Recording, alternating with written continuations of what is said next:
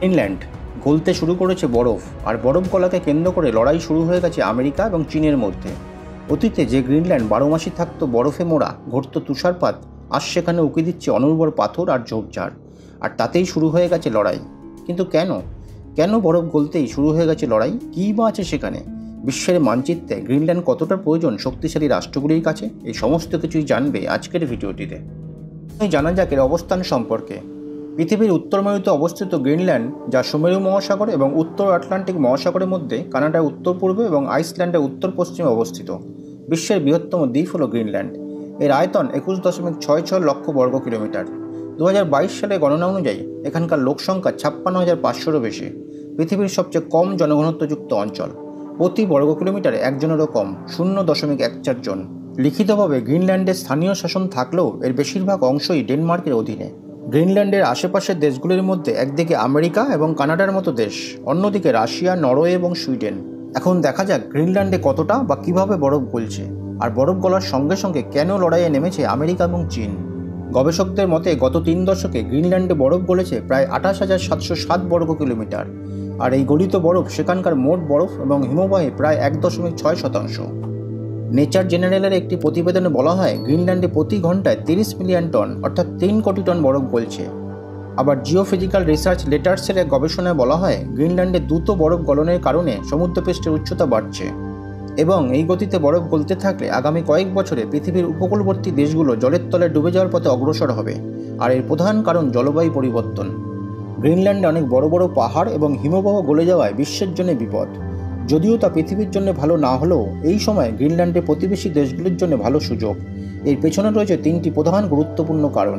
প্রথমত, মূল্যবান এবং দুর্লভ খনিজের সন্ধান পাওয়া গেছে গ্রিনল্যান্ডে।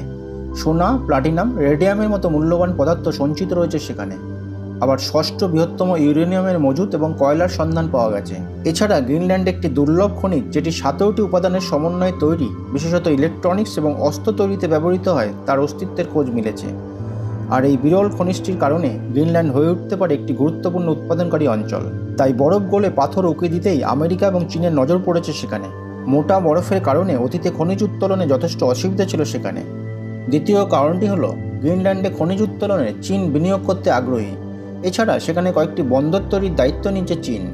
চীন রাশিয়াকে সঙ্গে নিয়ে পোলার সিল্ক রোড সম্প্রসারণ করতে চাইছে বাণিজ্যের নতুন রুট খোলার জন্যে, যা আমেরিকার মোটেই পছন্দ নয়, কারণ চীনের ঋণের জালে ফেসে যেতে পারে গ্রিনল্যান্ড। ফলে শ্রীলঙ্কার হাম্বানটোটার মতো গ্রিনল্যান্ডের বন্দর চলে যেতে পারে চীনের অধীনে। অপরদিকে আমেরিকাও সেখানে বিনিয়োগ করতে চায়।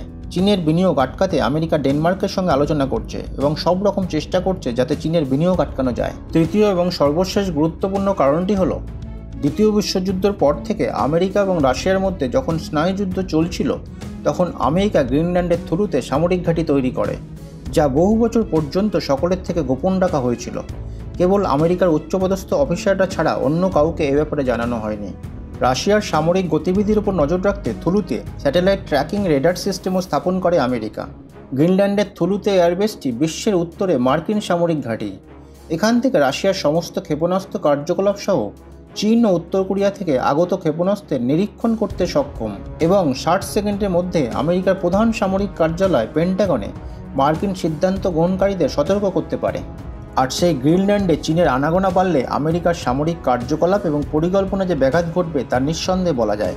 পাশাপাশি চীনও চাইছে গ্রিনল্যান্ডে নিজেদের প্রভাব বিস্তার করতে, যাতে আমেরিকার আরও কাছে পৌঁছানো যায়। বিশ্বে দাদা হয়ে উঠতে আমেরিকাকে সমস্ত ক্ষেত্রে পরাজিত করাই তাদের প্রধান লক্ষ্য। সুতরাং দর্শক বন্ধু, তোমরা আজকে জানলে শক্তিশালী দেশগুলির কাছে গ্রিনল্যান্ড কতটা গুরুত্বপূর্ণ। এখন তোমাদের কি মতামত কমেন্ট বক্সে লিখে জানিও।